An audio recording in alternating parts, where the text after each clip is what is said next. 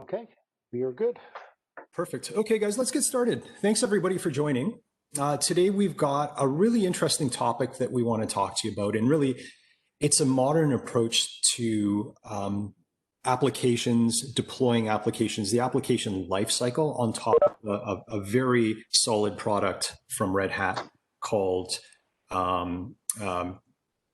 cluster management for Kubernetes, which runs on as a component on top of OpenShift.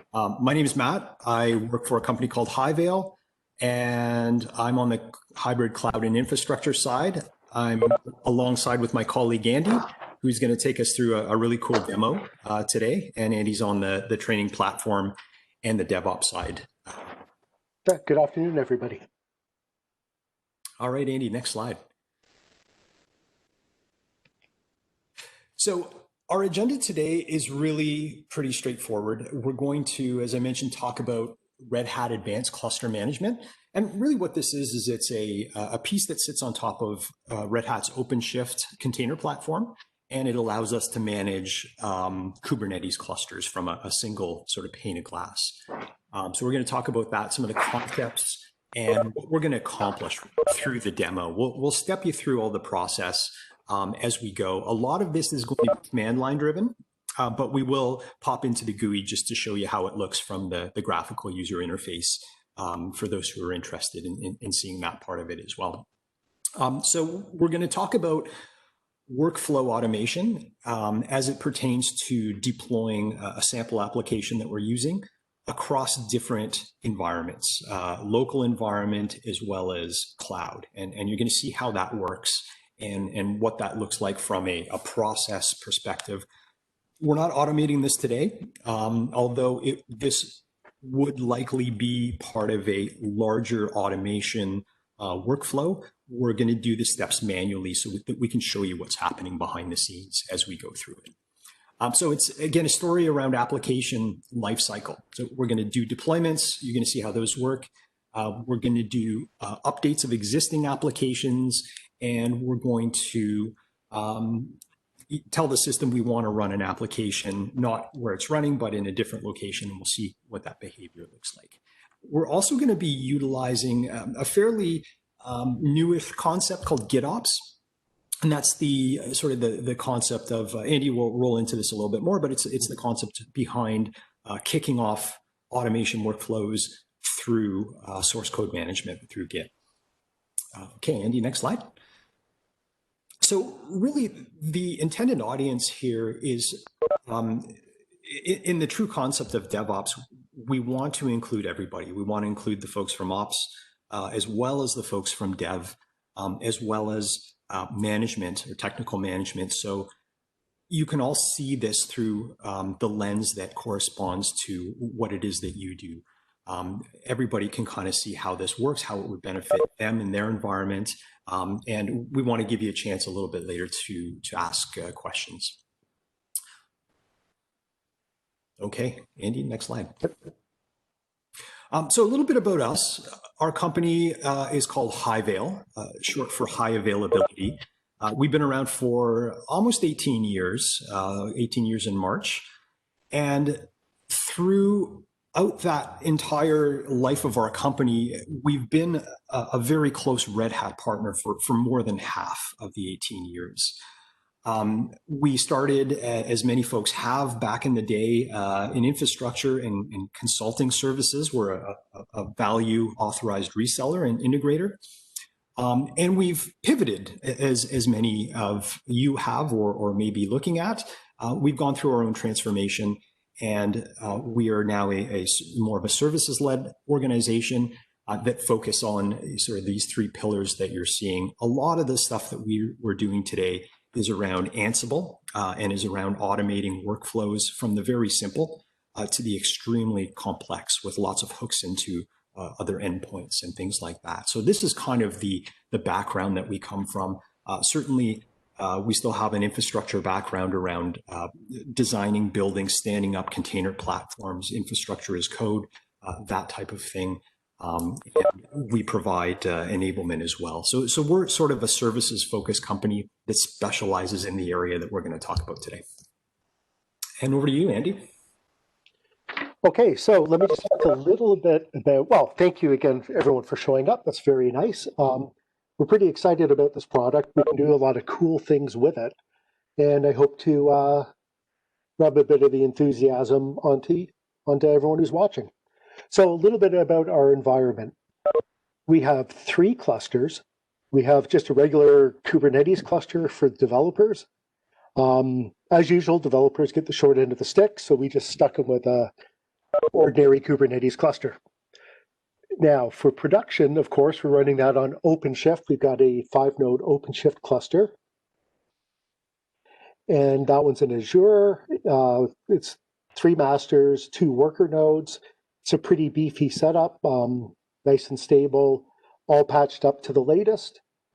And we also have another OpenShift cluster running in our lab on VMware, and that cluster is running the Advanced Cluster Manager software. So I'll be doing everything off my laptop. I'll be pushing things directly to Git, so I'll do some Git operations to update the software.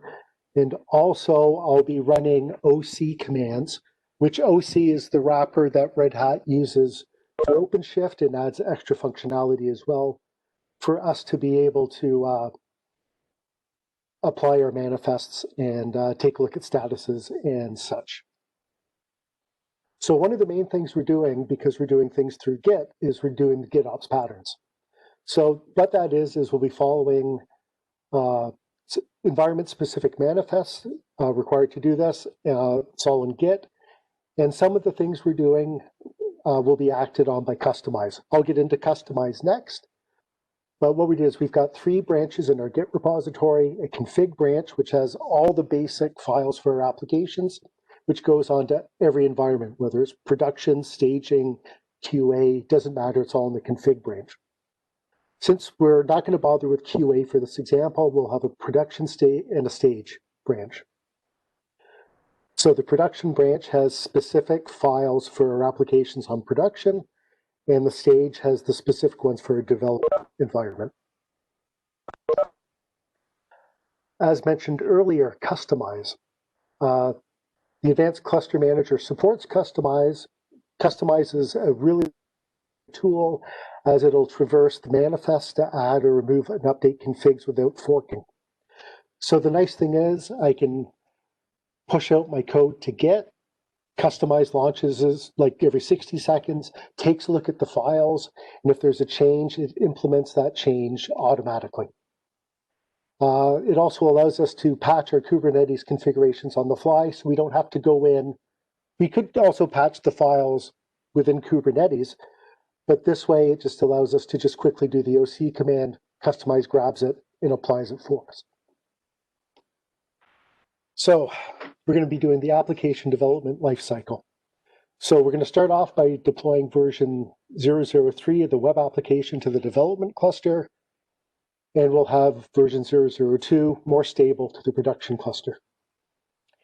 Then through that, we will not fork the project, but we will edit the code, bring it up to 004 in development through GitOps, and then we'll see Kustomize grab that and update the running container or pod. We'll do the same thing again for version 4, which is kind of similar, or for prod, which kind of simulates a blue-green deployment.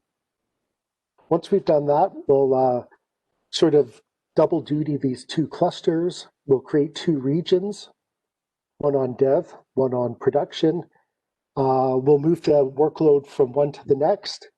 Then we'll set it up for disaster recovery, fail the cluster that it's running on, and we'll watch it come up onto the other cluster in the region. So a little thing about advanced cluster management, if you're not fully aware, it manages Kubernetes clusters, which is really handy because that's what we're working on. As everyone knows, OpenShift is a utility or a set of containers that Red Hat has that runs on top of Kubernetes to add a lot of functionality. It makes things a lot easier to do, makes things quicker and easier, and a lot easier to manage. And with that ease of use, it accelerates the development to production. it makes it just so easy for any developer to push things through. It allows for automated testing and then promoting those to production. And with that, with the clusters and the cluster management, we have extra application availability. As Kubernetes can fail within the cluster manager allows you to fail across clusters. And it's all done through management, the central management. It can be automatic, it can also be done manually, but we'll look at the automation side of that. We're not getting into this, but there's also compliance. You can set up rules for every compliance rules for your clusters. And the whole thing is when you wrap up all of this together, it reduces your operational costs because it handles a lot of the tedious things for you and a lot of the management things, the watch clusters, and just make sure everything's running the way it should. So the way we deploy apps across multiple clusters, Advanced Cluster Manager is a hub cluster, and we'll take a look at that. So that hub cluster is where ACM is running, and then the managed clusters for us are the production and the development clusters. And they're all connected via the Advanced Cluster Manager, and that allows the applications within to be connected as well. It gives you a centralized application lifecycle management. And to do this, Red Hat Cluster uses channels, placement rules, subscriptions. Now, that's not the product subscription. That's the subscription of your channels in applications. And we'll discuss that a little further in detail with some examples so people get a good idea as to how we're doing this. And for reference, the OpenShift.com blog is fantastic. There's a lot of good information there, a lot of great examples, things get explained, and you can also comment on the articles, and they're very good at responding. If you want to know a little bit more about GitOps, about.gitlab.com has a lot of good information on GitOps and Git itself. And then if you need a bit of information on Customize, customize.io is the project that allows that patching of manifests and the traversing the source code directory to make changes. So just a little thing on this exercise. It's based on the great work of Mario Vasquez of Red Hat. He has a 4-part blog post at OpenShift.com blog entitled Applications Here, Applications There. So that was the basis for this presentation. It's a good read. It's easy enough to do yourself. Also, if you go to github.com, HighVail ACM App Lifecycle, there you will find the source code that I'm using, and that's actually the repository I will be using for the demonstration. So you can clone that or fork it. There's a little bit of instructions on some of the files you have to change because you're going to have to change some pointers to where the source code is. But go ahead, feel free to grab this. And within that, there's a copy of the presentation as well as a fairly detailed PDF of instructions for everything we're doing. So that being said, let's get to the live demo. The commands may be scripted, and I script because I'm terrible on the keyboard, although I do it for a living. But they are run against live systems. So it is a live demo. I've only scripted the commands. And maybe just a note, yeah, this is perfect, a perfect segue. The environment is a little on the slow side. You know, I'm sure Andy's broken something along the way, or he's doing something fantastic, one or the other. But live demo, it's the curse. It happens. So, you know, let's see how it goes. Yeah, sorry, Andy, go ahead. Yeah, I think we're having a little bit of pain within our own little data center where unfortunately the cluster manager is running. So things that should be quicker are taking a little longer. On the plus side, I can show you other features while we wait for certain things to complete. Usually things are very quick. It's not looking that way today, but that's at our end. As Matt says, it messed something up. But it's a live demo. What can you expect? So I know I keep saying we're going to do the demo. This is the last slide before we start part 1. As you can see, we've got our 2 environments, development and production. We'll deploy O3 and deploy O2. Then on the dev side, we'll use GitOps and Customize to patch and commit 4, trigger a build the image, deploy it. Once validated, we can do the same thing to production, to O4, trigger the build the image, and deploy. And we'll step you through this Yes. when we go through the actual demo. The key takeaway here is not just the numbers, but it's also where we're playing in terms of the workflow. Again, we're not talking about every stage along a potentially sophisticated automation workflow. We just want to show you what's possible. Yeah. So the screen looks a little busy, but there's a reason for that. Up in this screen here is where the commands will run. This terminal here will show you some of the code as we run it. The blue is our demo, is our dev system, and the green is our production system. And I've got a web browser to just bring up the GUI for actually both our OpenShift cluster, where production is, and for the cluster manager, just so we can take a look at some things while we wait for these slow processes to continue due to, again, our, we think it's the back end. We did a little bit of troubleshooting this morning, but we're not 100% sure. And as I said, I've scripted my commands, but it is live. So here we go with advanced cluster management component. Let's start with the components, because I promised I'd take a quick look at those. So as I said, we've got channels, namespaces, subscriptions, placement rules, applications, and a Git repository. So channels point to repositories where the resources are stored. So it could be Git, could be a Helm chart, object store, hub namespace. And it's just as simple as saying, hey, for this namespace, Open Cluster Management, we've got a Git repository, and here's the path to the Git repository. Nice and simple. Now for namespaces, it's just like entering a project into OpenShift. We're going to start with the reverse word stage namespace. And now we need placement rules for where are we going to put it? Let's put it on the environment called dev, so our dev cluster.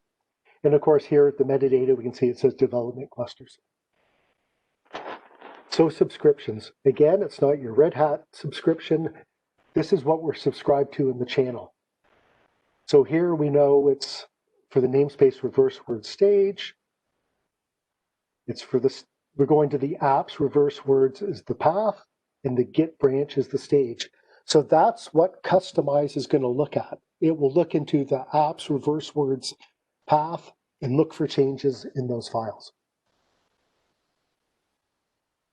So just a note, reverse words is just our sample application. It's a very simple web app is what we're dealing with. And again, on the bottom, as Andy said, at bottom left, we're looking at the actual manifest that's going to run. So each of these commands that we're going to kick off, it's going to create a little manifest in the bottom window so we can see exactly what's happening, and we'll talk you through what's going on. Yep. Thank you, Matt.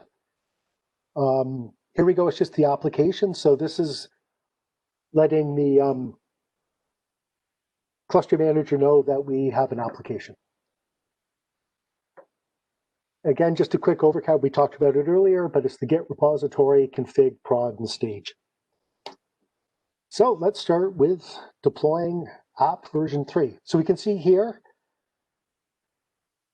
this window will show, I'm just doing a simple curl out to the web page. So we'll see the development web page, and we'll see the pod display below in blue.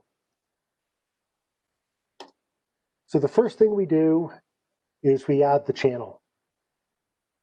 So we're saying, hey, here's the channel. It's of type Git, and it's going to github.com. And we're doing context here, so we can see we're running all the commands to the hub. So we're not doing it to the production cluster. We're not doing it to the development cluster. It's going to the hub cluster where the advanced cluster manager resides.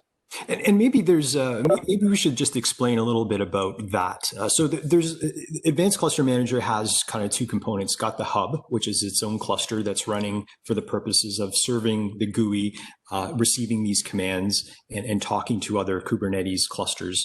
And then there's the client component that you would install on the client cluster, the Kubernetes cluster, and that's what the hub communicates with in order to get things like state, kickoff commands, and so on and so forth. So it's a client server type of process, and you can think of the client more of pods, but it's like an agent that's running on a remote Kubernetes cluster, or I shouldn't say remote, but a client Kubernetes cluster. Yeah, and that is all actually fairly easily installed when you, we'll take a look in the GUI, but when you add a cluster to the cluster manager, he gives you a command that you cut and paste and run that against your cluster, and then he brings it in. It takes about 10, 15 minutes for everything to come, and then at that point, your cluster is in. So just to make things a little cleaner, I'm going to use the demo variable because we don't want to keep seeing, because we're pointing to this file, which is in Git, but that's a long path name. So I'm just replacing that with the word demo. So as you can see here, when we load the namespace, it's just a lot cleaner. So once we do the namespace, we're going to do the placement rule. And again, I'm pulling it from Git. So what we're saying is we're going to go to the dev environment in our clusters. And you can check that by doing an OC, context is hub, the namespace is reverse word stage, get placement rule development clusters. I just want to take a look at the last 4 lines, which has status decisions. The cluster name is dev cluster. So we know we're aiming for the dev. So right now we're saying a subscription. So we're assigning that subscription. The app's reverse words, and it's in the stage branch. And we're saying, hey, let's take a look at that application. So while we wait for things to spin up, this is where we're seeing the delay in our environment due to that storage issue we were talking about earlier. So let's just quickly pop in. This is the GUI, by the way, for the ACM. Since we're doing the applications right now, let's go to our applications. We can see the reverse words dev app is coming up. It was created a few seconds ago. We can see it's a resource get. If we click on here, it says, hey, this is where the repo is. We can see the branch below and the path. So we can actually open that in a new tab. And this is the one you can fork or clone. So we have all the code in here. And we can actually go and say, go into stage, app reverse words. We can see the customize file for customize. And that just pretty much says, you know, look at this overlay file. So that's the customized portion. So our application's coming up. So we can actually add a root to it. So when it's running, we'll be able, it'll pop up here. So now we've got it. We can see we're running version 0.3. And the neat thing is we can click on the application down here. We can see all the components. I'm just going to move them around because it's a little small. But we can see we've got the application, the subscription. And we can see it's where he's putting it, the get branch, or yeah, the branch, the path, the label, so he knows where it's going. That's also part of the placement rule.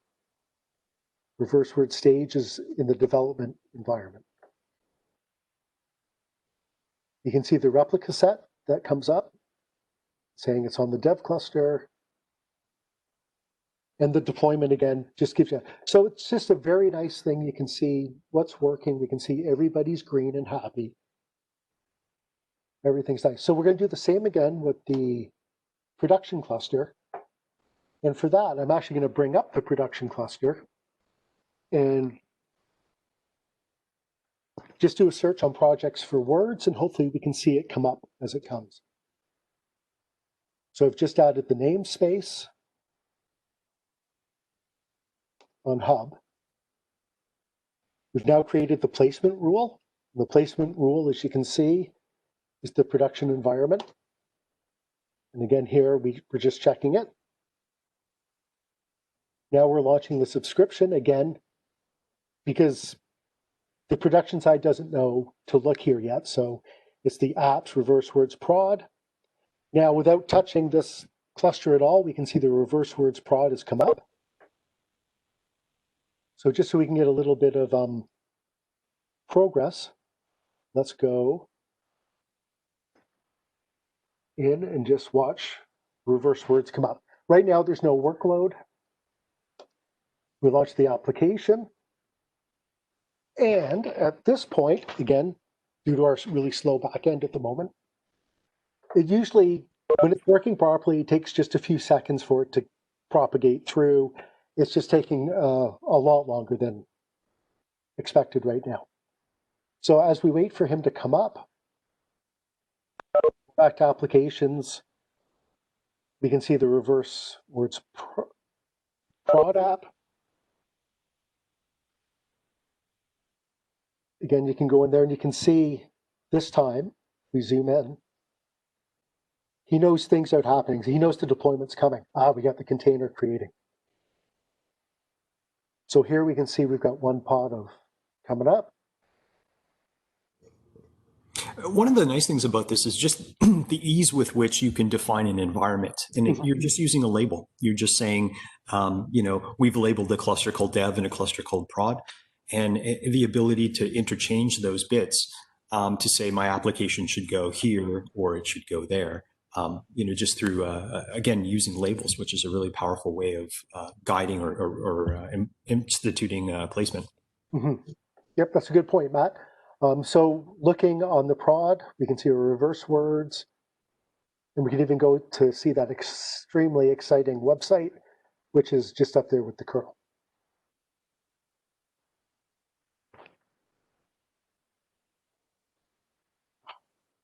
Okay, so what we're going to do now is we're going to do this portion. We're going to do the commit of the change. So we're going to make the change to the source code, trigger the build, and automatically deploy it. So you CD to your source code directory. We're going to check out stage. We're going to do a git pull. And this is the file we're going to edit. As you can see here, it says stage release 03. And the image is 03. So let's edit that file. We've switched 3 for 4 with our handy dandy sed command. And here we're just going 4 to 4. We're going to add that. So we do a git add, git commit, and a git push.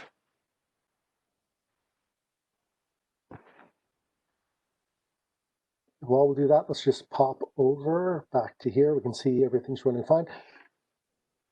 So as we wait for the customize, because he doesn't continually check, he checks like every 60 seconds. So it depends where in the cycle we actually catch him. Oh, that one was actually pretty quick.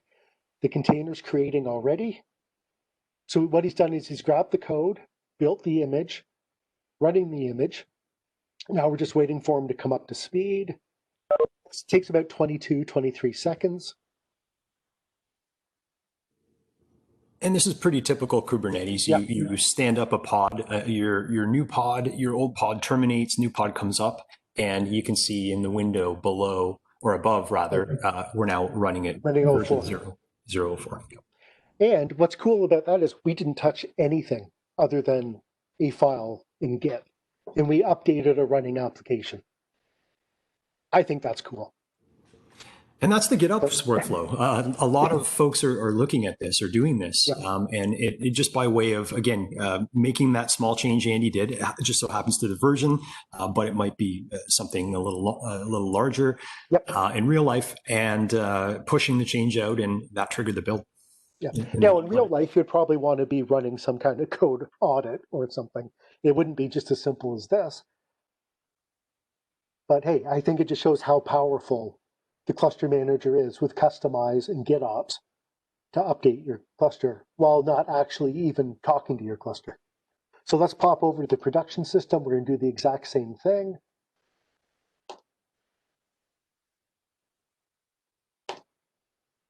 So what we're doing is, again, we're changing to release 4. We'll do our add the file, commit the file, and push the file. So if we go back to the presentation, so we've done our commit. We're waiting for customize to trigger the build, which we were lucky that it happened as quick as it did the last time. Again, it's that 60-second window.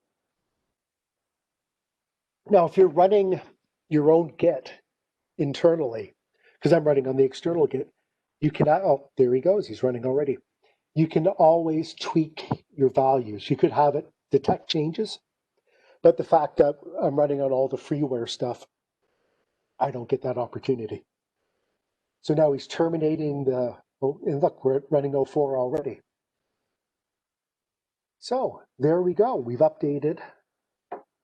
Let me actually just bring that back. We've done all this and we've deployed 04 to production, all without touching the clusters. So what we're going to do now is we're going to convert our clusters to regions.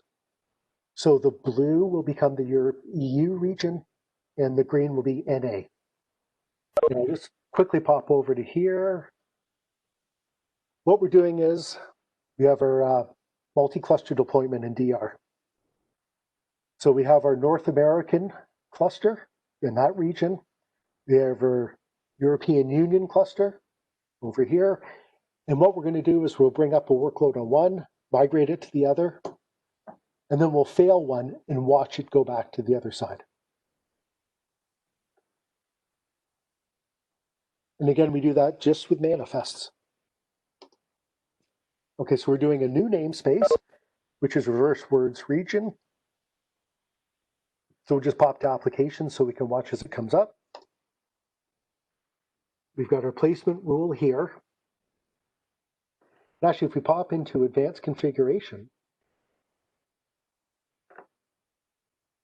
we can list our placement rules. And sometimes it takes a little bit of time for these to propagate through. But we've got our placement rule for EU. We have our placement rule for NA. And it's not NA as in not applicable. It's NA as in North America. We'll pop back to this.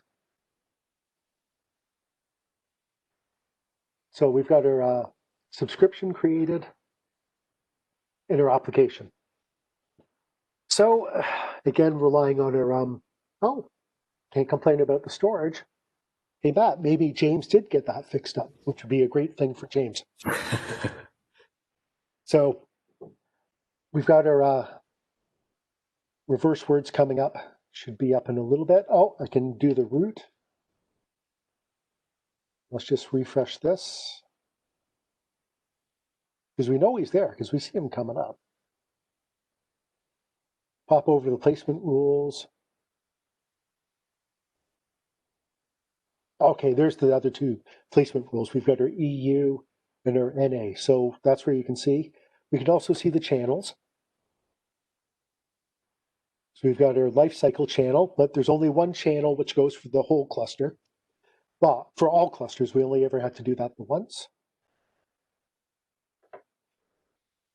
And now that we're running version 04 on the EU side. We're going to migrate it to the North American region. And that is just a nice, simple patching a file. We can see him terminating on the EU. So what we did there, maybe just to reference that command, what we did is we said, this was running in the EU, but we've said, run this in North America. And what it's doing is it's terminating the instance of EU, and it's going to bring up the same workload that we were running in the European Union somewhere in our North American region. Yep. And we can see how the app has switched to NA. He was on EU region. Okay, maybe I gave James a little bit of encouragement before he had fixed the storage. Too much credit. Yeah, I think too much credit. Yeah.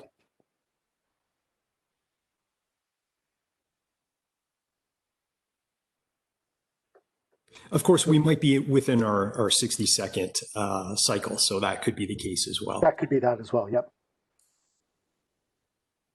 But really the idea here is to show how simple it is to deploy from one region to the other. And again, it terminates the one and brings it up in the other. So we can see it coming up now on the green side, which is our North American region. And the pod is getting created, and it's just about to start running in that region as well. Let me just add the route so we can see it. And there we go. So when I create the route, I do it against the cluster, but that's the only thing that you see me do on the actual target cluster. So now that we've done that, let's enable disaster recovery between the two regions. So again, we have a new placement rule. And if we look down here, we can see the placement rule is, we have two values now, EU and NA. And now let's just patch that. So we patch the running cluster. If we pop out of here, then pop back in, we can see now the placement rule is NA and EU regions. So he's updated that. So I think the easiest way to simulate a fail, because that's fail the active region, is to, and this is another thing within, that we can take a look at our clusters. And here we can see our dev cluster is ready, our prod cluster is ready. This local cluster, which we were doing some testing on earlier, he's there, he just needs approval, but we'll ignore him for now. So I'm going to edit the labels on the cluster, and I'm just going to remove the, oh no, we're running on NA. So let's not do it there, because that won't help. Let's go to the prod cluster, edit the labels, and just remove the fact that he's available. You can see he's terminating instantly, and it should trigger the container, the pod, to spin up in the EU.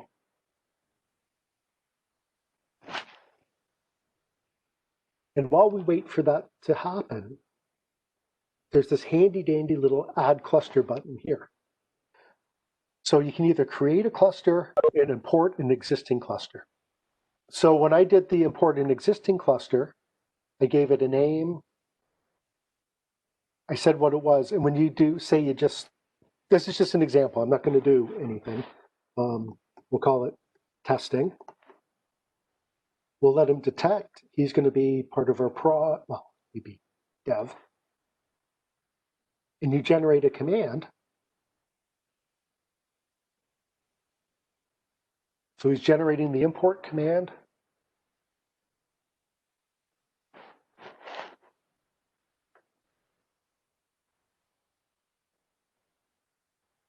Welcome to the live demo, people. That failed. So let's just test. Well, what we can see is we actually have our application coming up. As you can see in the blue window, we've essentially failed the green side, and we're bringing the application automatically up on the blue side. Yep. So our app was running in, I forget which is which, but in the green cluster, and that cluster went down. Andy removed the label, which caused the failure to occur, and a simulated failure. And then you can see automatically, because we have that HA policy in place, or the DR policy, that it's coming up in another available cluster on our blue side. So, I mean, you might be asking yourself, why are you showing us the command line?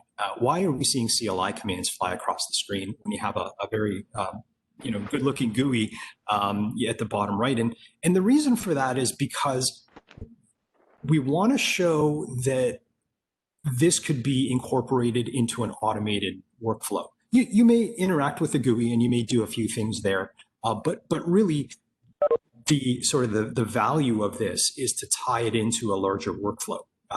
You use something like Ansible. Use an Ansible tower to monitor your Ansible jobs that are deploying the different applications through an automated process. And those are going to interact with the APIs that we've been sort of seeing on the CLI in terms of how that workflow, how those endpoints are going to connect with an automation flow. So we want to show you that. It's a little bit into the weeds, But you can kind of see how the flow works, how it looks, reflected in the GUI as well.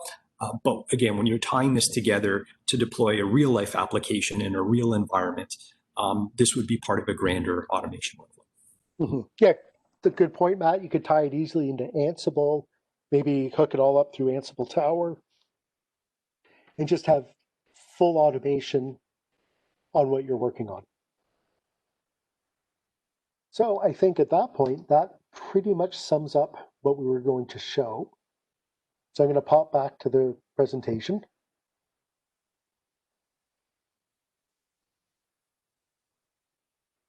And I guess so I think with some of the benefits, that we can speak about with what we've seen through advanced cluster management for Kubernetes is really what it's all about is accelerating all of the innovation that's happening on the development side of the house and getting that to market quickly so that your product can be consumed by the consumer. And we do that. Again, we've shown sort of manual steps. We wanted to pause along the way to show you kind of how it was working. But really, as I mentioned before, that would be typically integrated into an automated workflow with visibility through the GUI just to see that everything's working. By doing that, I mean, we really reduce cost. You get the benefits of centralized management. But again, when you frame it into the context of automation and automation workflow, your automation jobs aren't talking with multiple clusters and multiple geos and multiple clouds. They're talking with advanced cluster management for Kubernetes. They're talking to a single entity, and that piece is talking to all of the different clusters. It abstracts your automation process from that complexity. You're talking to one entity, and again, there's an efficiency that's gained by doing that. And again, when we tie it into the automation integration, and it could talk to a lot of different endpoints. Andy brought up testing. There's probably security screening. There might be load testing depending on your app. There may be approvals where the workflow has to stop. It talks to a Jira or a ServiceNow.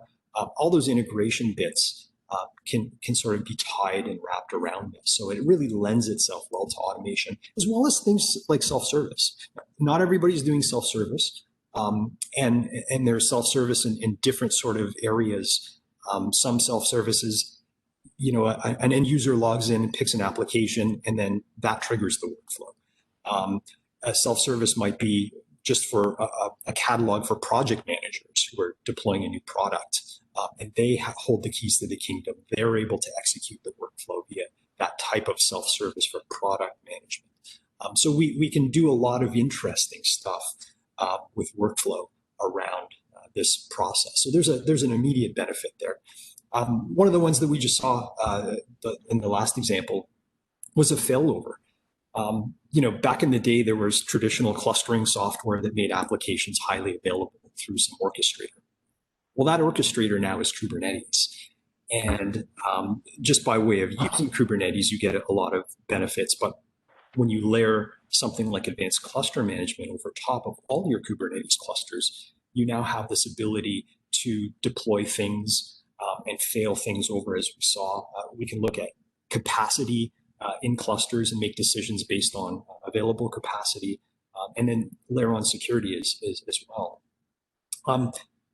The compliance aspect is really handy with advanced cluster management because you can do things like institute various security policies across all of your cluster. So for example, these users, and the users come from the OpenShift side of things. These OpenShift users or groups are able to see all of the clusters, but they can't interact with them apart from the access. Or, this cluster A running this prod application, only these users can interact with it, whereas product B, cluster B, you can only have another set of users. So you can apply those policies globally, or you can apply them on a per cluster basis. And you also saw us do policies as far as placement go. Placement policies, we can say, this application should only go here with a failover target of this other cluster, whereas this other app it doesn't need failover. So it can just land in this cluster. And again, you identify those things through the labels and tags that we were using. So a lot of benefits, but this is a fairly rich product. We didn't want to get into all of the features, but we did want to focus on one, particular area that we thought was of interest, showing that use case. Next slide, Andy. So I hope you enjoyed the demo. We certainly did, putting it together for you, and we really like this stuff. It's not just a job; it's a passion. We like working with this type of technology. We're very passionate about containers and platforms and deploying applications and efficiencies through how quickly can I get this innovation that's happening on the development side out to market to be consumed faster, and how can we do it without compromising the integrity of the process. So we like to do things like that when it comes to tooling, workflow automation, processes. That's what keeps us going. We're avid automators of everything. We believe in automating as much as possible. And again, this is a great example of something that we would automate. It could be a simple app, or it can be a very complicated app with a lot of moving parts. We like all of it. And that's a little bit about us. We'd love to chat with you. You can find us on LinkedIn under HighVail. There's an email address here, info. You can also look up Andy and I. We're on LinkedIn as well. So if you'd like to connect with us, please do. We'd be happy to chat if you have a particular use case or an interest that kind of fits into what you've seen today.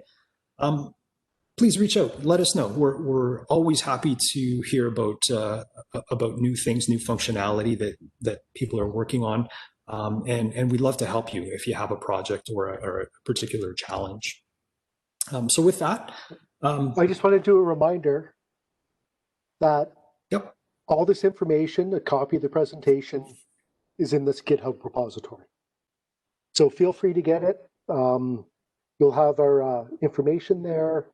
You'll have a good guide on how to build a cluster exactly, or to run this demonstration with a lot of explanation behind all the components behind it. And I think that's it. So I think, Andy, maybe what we do is, do you want to unmute everybody, and we can turn it over for questions if anybody has any questions? I can possibly. Let me see. Okay.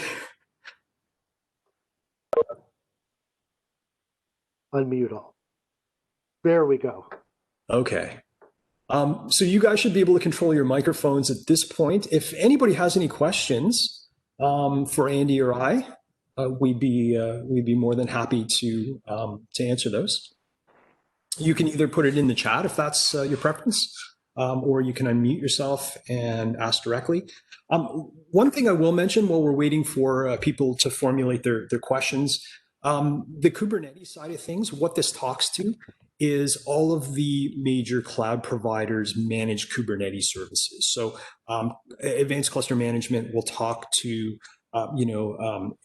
Amazon's Elastic Kubernetes service, Azure's Kubernetes service, GKE on the Google side, as well as IBM's Kubernetes service. So those four major cloud providers are what this is able to manage, as well as OpenShift. So it can run on top of a supported OpenShift cluster on the hub side, which is again that server side, but it can also be used to manage existing OpenShift clusters, be it on-prem or somewhere in the cloud.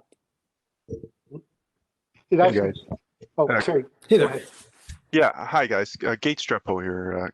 Good stuff. I think one of the issues that maybe a lot of companies are having is like in my particular example is, we've got a legacy environment, right?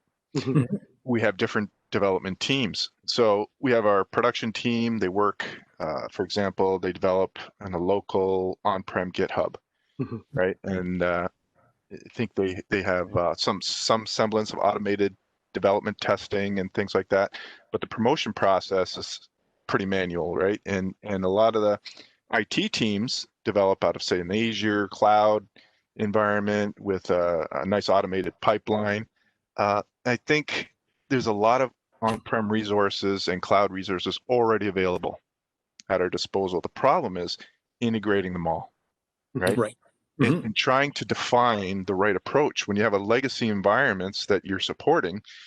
And, we're trying to do that through modernization projects, but there's just so vast a scope, right? Like, and there's so many options available. It's hard to develop a roadmap or plan to integrate everybody and define a proper environment for the future to support our production. So this is a problem I'm having is we've got things all over the place. People are doing things in silos and different things, but it looks like this can actually integrate all those as is,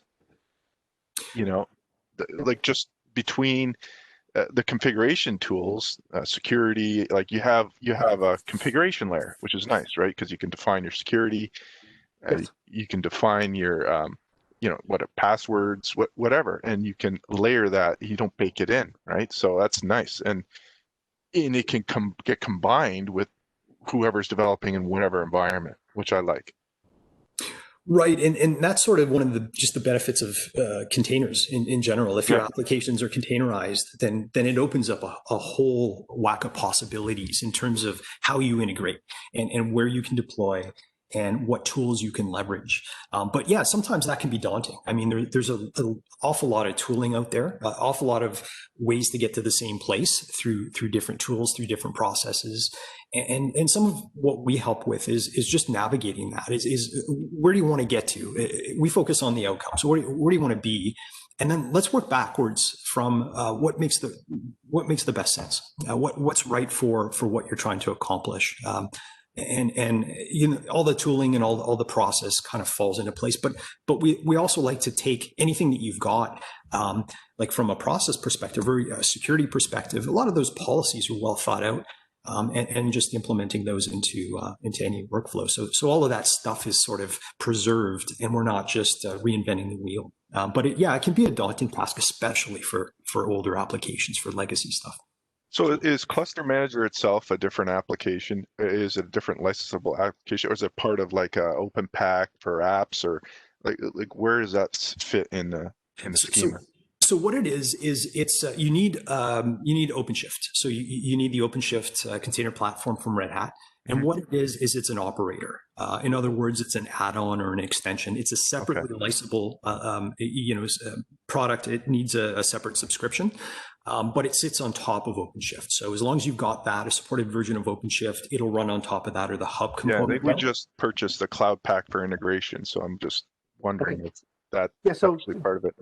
Yeah, just right here, operators, operator hub. Yeah. Here it is. Perfect. And a one-click install. Yeah, we have to check. I'm not sure if that's part of the Cloud Pack or if that's a separate item. Andy and I are both technical folks, so we're probably the worst people to ask.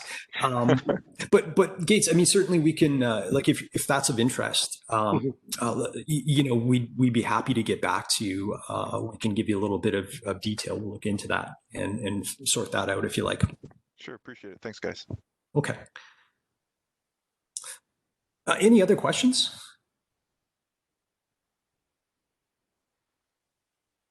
For better or for worse? Sorry, go ahead. No, you go ahead. Yeah, I guess the other thing I noticed too is that maybe you're not focused here on the actual development process, but typically you'd have authentication or you'd have something in the pipeline that would trigger, approvals, right? And things of that nature. Oh yeah, we cut corners. We cut corners. You're not just going global with your dev release, right? Yeah. And again, it wasn't to take away from that process, because absolutely, you're right on. We wanted to just focus on sort of what this is capable of but simplified. So, to fit this within sort of an hour time frame, we had to kind of take a hard look and go, oh man, I really want to show that, but I don't think we'll be able to jam it into an hour. So yeah, we cut corners in order to show you kind of some of the core functionality, just what's possible. But then all of that stuff would get wrapped around. I mean, your secrets management, you mentioned passwords and things like that before, with passwords or certs, whatever the case might be. And then, of course, all of the, like I was saying before, all of the policies that you likely built in to the deployment process, albeit manual or automated, whatever the case is, we would look at those processes and bring them in and go, yeah, that's really good. We can port that over, no problem. Or we might just have to tweak this and here and there, but we can still preserve the core of that process. So we try and do that. We don't want to just say, yeah, everything you've done, we're going to throw it out and start over. It's not that type of process at all. We look at how is changes managed when, like, for example, you take in your dev branch, a developer takes a branch out, looks good, everything is good, gets put in production. Then let's say configuration changes, some happen, like a new cert or something happens in between, and they have to roll back for some reason from that dev branch. And then, like, how is that going to happen? I think we had a problem where they went to the Git repo, they grabbed the source, and that got them to the source, but configuration changes didn't get applied, right? So basically, even though they fixed the bug or whatever, they rolled that up, and then there was an issue, right? Because I think it was not certified or signed or something. So it didn't tie in the changes properly. I don't know if that's, you know what I mean? I was going to say, if your checks are set up properly and it doesn't come up properly, it should automatically roll back anyway. Yeah, I think because they're promoting to master branch or something, and then that gets pushed out. So, well, the thing that we would, I mean, that we normally see is there's a roll forward and there's a rollback process. So one of the advantages to this is rollback. So if you're going to push out code just before you're going to trigger builds and build a container, before you do that, you would tag your state and just say, I'm deploy one, and then roll back if deploy one doesn't work. But if it's a cert related issue, you can build those checks and balances into your workflow to say, ensure that the cert is valid. It might be an operation that says, if you're using something like Let's Encrypt, you can automate that process as well, or have that process in addition to your primary workflow that says, whenever a new cert, or just before I'm about to expire, regen the cert and deploy, and do it seamlessly so there's no disruption. So there's a lot of ways to slice and dice, but yeah, this really is a good point. It does enable a controlled rollback and a smooth rollback when we're doing this type of workflow. Yeah, I mean, it falls perfectly for either blue-green or canary, right? You do a canary deployment, so you got 10% of your servers running the new code, and you sort of let people kind of troubleshoot it for you. Yeah, that's even more advanced when we roll something like an Istio into this, like Andy was talking about. Yeah, we can do this kind of traffic routing, balanced deployment. Exactly, and it gets really slick. Overlay that. Good stuff. Yeah, thanks, guys. Yeah, you bet. I'm glad you enjoyed it. Do we have any other questions before we let everybody get back to it?